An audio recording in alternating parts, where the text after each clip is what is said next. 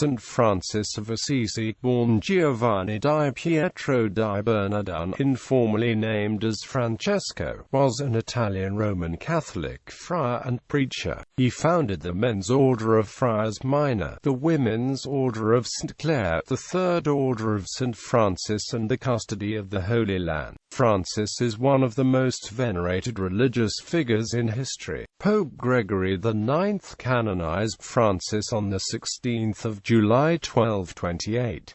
Along with St. Catherine of Siena, he was designated patron saint of Italy. He later became associated with patronage of animals and the natural environment, and it became customary for Catholic and Anglican churches to hold ceremonies blessing animals on his feast day of the 4th of October. In 1219, he went to Egypt in an attempt to convert the Sultan to put an end to the conflict of the Crusades. By this point, the Franciscan order had grown to such an extent that its primitive organizational structure was no longer sufficient. He returned to Italy to organize the order.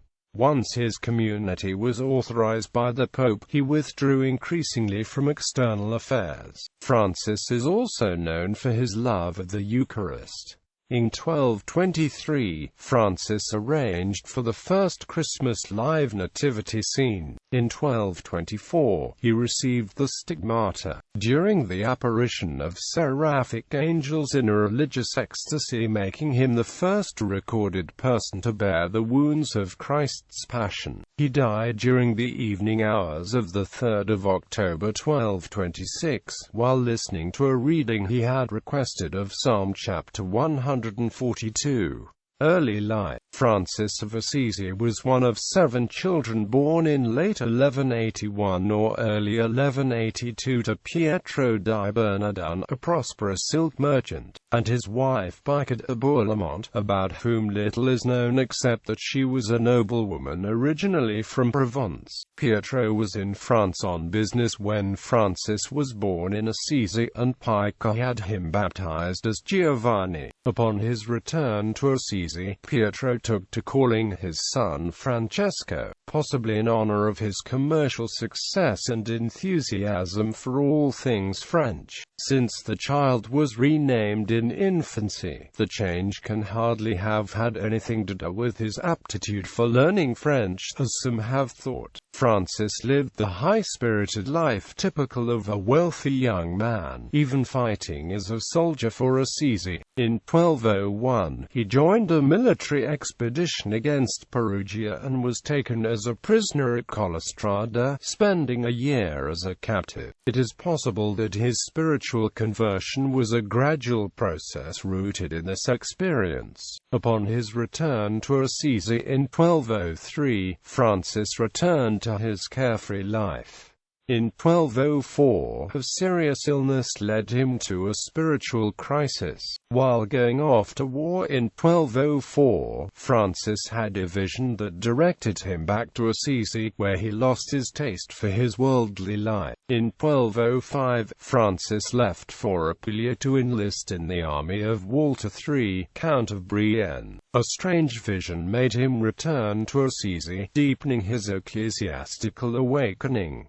On a pilgrimage to Rome, he joined the poor in begging at St. Peter's Basilica, an experience that moved him to live in poverty. Francis returned home, began preaching on the streets, and soon gathered followers. His order was authorized by Pope Innocent III in 1210.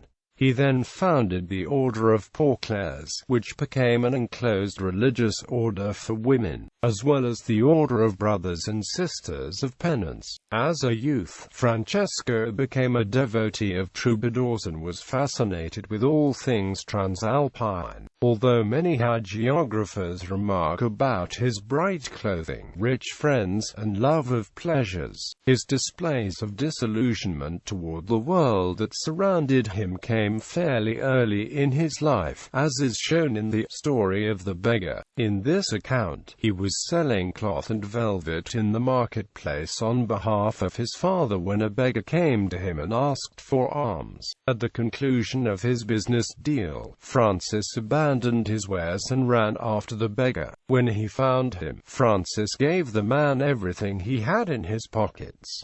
His friends quickly chided and mocked him for his act of charity. When he got home, his father scolded him in rage. According to the hagiographic legend, thereafter he began to avoid the sports and the feasts of his former companions. In response, they asked him laughingly whether he was thinking of marrying, to which he answered, "Yes, a fairer bride than any of you have ever seen," meaning his Lady Poverty. He spent much time in lonely places, asking God for spiritual enlightenment. By degrees he took to nursing lepers, the most repulsive victims in the lazar houses near Assisi. After a pilgrimage to Rome, where he joined the poor in begging at the doors of the churches, he said he had a mystical vision of Jesus Christ in the country chapel of San Damiano, just outside Assisi, in which the icon of Christ crucified said to him, Francis,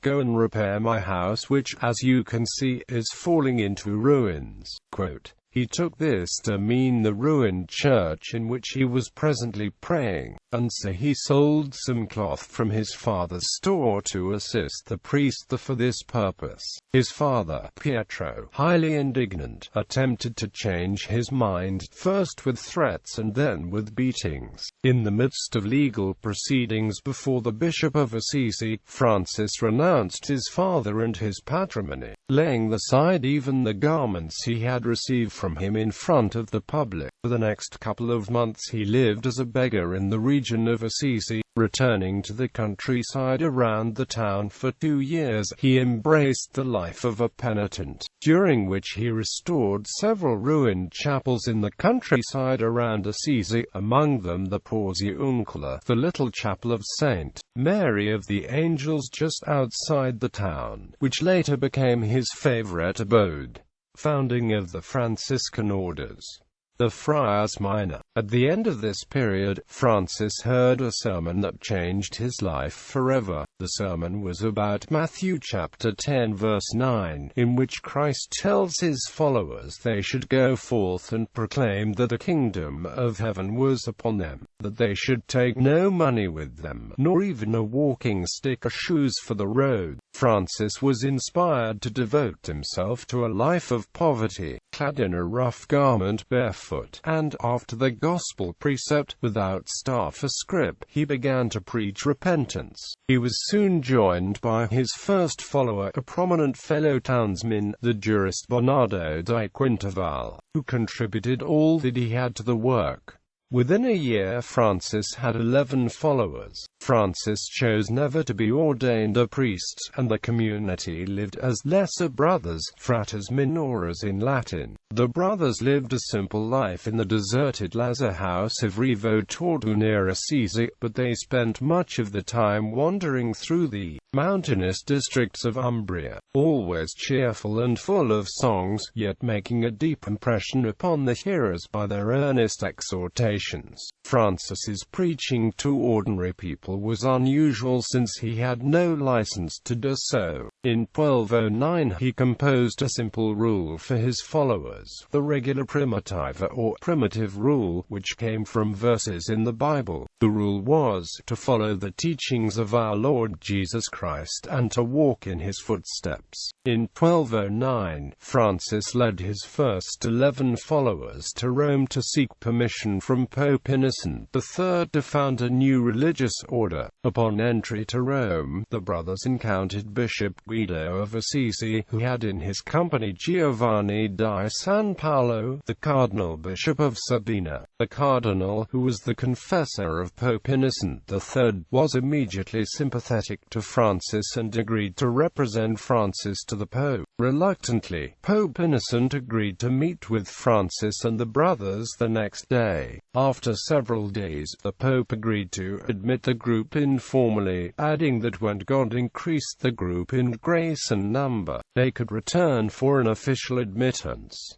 The group was tonsured. This was important in part because it recognized church authority and prevented his following from possible accusations of heresy, as had happened to the Waldensians decades earlier. Though Pope Innocent initially had his doubts, following a dream in which he saw Francis holding up the Basilica of St. John Lateran, he decided to endorse Francis's order. This occurred, according to tradition, on April 16, 1210, and constituted the official founding of the Franciscan order. The group, then the Lesser Brothers, preached on the streets and had no possessions. They were centered in the Porziuncula and preached first in Umbria, before expanding throughout Italy. The Porclares and the Third Order. For then on, the new order grew quickly with new vocations. Hearing Francis preaching in the church of San Rufino in Assisi in 1211, the young noblewoman Clare of Assisi became deeply touched by his message and realized her calling. Her cousin Rufino, the only male member of the family in the generation, was also attracted to the new order. On the night of Palm Sunday, March 28, 1212, Clare clandestinely left her family's palace.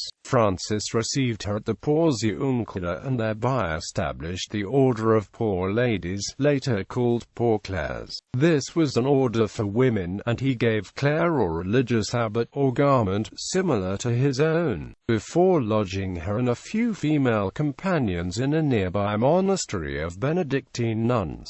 Later he transferred them to San Damiano, but they were joined by many other women of Assisi. For those who could not leave their homes, he later formed the Third Order of Brothers and Sisters of Penance, a fraternity composed of either laity or clergy whose members neither withdrew from the world nor took religious vows. Instead, they observed the principles of Franciscan life in their daily lives. Before long, this Third Order grew beyond Italy. Travels. Determined to bring the gospel to all God's creatures, Francis sought on several occasions to take his message out of Italy. In the late spring of 1212, he set out for Jerusalem, but he was shipwrecked by a storm on the Dalmatian coast, forcing him to return to Italy. On May 8, 1213, he was given the use of the mountain of Laverna as a gift from Count Orlando di Tusi, who described it as eminently suitable for whoever wishes to do penance in a place remote from mankind. The mountain would become one of his favorite retreats for prayer. In the same year, Francis sailed for Morocco, but this time an illness forced him to break off his journey in Spain. Back in Assisi, several noblemen and some well-educated men joined his order. In 1215, Francis went again to Rome for the Fourth Lateran Council. During this time, he probably met a canon, Dominic de Guzman. In 1217, he offered to go to France. Cardinal Ugolino of Segni, an early and important supporter of Francis, advised him against this and said that he was still needed in Italy. In 1219, accompanied by another friar and hoping to convert the Sultan of Egypt to win martyrdom in the attempt, Francis went to Egypt during the Fifth Crusade, where a Crusader army had been encamped for over a year besieging the walled city of Damietta 2 miles upstream from the mouth of one of the main channels of the Nile. The Sultan, Al-Kamil, a nephew of Saladin, had succeeded his father as Sultan of Egypt in 1218 and was encamped upstream of Damietta. Unable to relieve it, a bloody and futile attack on the city was launched by the Christians on August 29, 1219, following which both sides agreed to a ceasefire which lasted 4 weeks. It was most probably during this interlude that Francis and his companion crossed the Saracen lines and were brought before the Sultan, remaining in his camp for a few days. The visit is reported in contemporary Crusader sources and in the earliest biographies of Francis, but they give no information about what transpired during the encounter beyond noting that the Sultan received Francis graciously and that Francis preached to the Saracens without effect, returning unharmed to the Crusader camp. No contemporary Arab source mentions the visit. One detail, added by Bonaventure in the official life of Francis, has Francis offering to challenge the Sultan's priests to trial by fire in order to prove the veracity of the Christian gospel. Such an incident is alluded to in a scene in the late 13th century fresco cycle, attributed to Giotto, in the Upper Basilica at Assisi. It has been suggested that the winged figures atop the columns piercing the roof of the building on the left of the scene are not idols but are part of the secular iconography of the Sultan, affirming his worldly power which, as the scene demonstrates, is limited even as regards his own priests, who shun the challenge. Although Bonaventure asserts that the Sultan refused to permit the challenge, subsequent biographies went further, claiming that a fire was actually kindled which Francis unhesitatingly entered without suffering burns. The scene in the fresco adopts a position midway between the two extremes. According to some late sources, the Sultan gave Francis permission to visit the sacred places in the Holy Land and even to preach there. All that can safely be asserted is that Francis and his companion left the Crusader camp for Acre, from where they embarked for Italy in the latter half of 1220. Drawing on a 1267 sermon by Bonaventure, later sources report that the Sultan secretly converted or accepted a deathbed baptism as a result of the encounter with Francis. The Franciscan order has been present in the Holy Land almost uninterruptedly since 1217 when Brother Elias arrived at Acre. It received concessions from the Mameluki Sultan in 1333 with regard to certain holy places in Jerusalem and Bethlehem, and jurisdictional privileges from Pope Clement VI in 1342. Reorganization of the Franciscan order and death. By this time, the growing Order of Friars was divided into provinces and groups were sent to France, Germany, Hungary, and Spain and to the east. Upon receiving a report of the martyrdom of 5 brothers in Morocco, Francis returned to Italy via Venice. Cardinal Ugolino di Conti was then nominated by the Pope as the protector of the order. Another reason for Francis's return to Italy was that the friars in Italy were causing problems. The Franciscan order had grown at an unprecedented rate compared to prior religious orders, but its organizational sophistication had not kept up with this growth and had little more to govern it than Francis's example and simple rule. To address this problem, Francis prepared a new and more detailed rule, the First Rule, or Rule without a papal bull, which again asserted devotion to poverty and the apostolic life. However, it also introduced greater institutional structure, though this was never officially endorsed by the Pope. On September 29, 1220, Francis handed over the governance of the order to Brother Pietro Catani at the Porta Uncula, but Brother Pietro died only 5 months later, on March 10, 1221, and was buried there. When numerous miracles were attributed to the deceased brother, people started to flock to the Porta Uncula, disturbing the daily life of the Franciscans. Francis then prayed, asking Peter to stop the miracles and to obey in death as he had obeyed during his life. The reports of miracles ceased. Brother Peter was succeeded by Brother Elias as vicar of Francis. 2 years later, Francis modified the First Rule, creating the Second Rule, or Rule with a Bull, which was approved by Pope Honorius III on November 29, 1223. As the official rule of the order, It called on the friars to observe the holy gospel of our Lord Jesus Christ, living in obedience without anything of our own and in chastity. In addition, it set regulations for discipline, preaching, and entry into the order. Once the rule was endorsed by the Pope, Francis withdrew increasingly from external affairs. During 1221 and 1222, Francis crossed Italy, first as far south as Catania in Sicily and afterwards as far north as Bologna. While he was praying on the mountain of Verna during a 40-day fast in preparation for Michaelmas, Francis is said to have had a vision on or about September 14, 1224, the feast of the Exaltation of the Cross, as a result of which he received the stigmata. Brother Leo, who had been with Francis at the time, left a clear and simple account of the event, the first definite account of the phenomenon of stigmata. Suddenly he saw a vision of a seraph, a six-winged angel on a cross.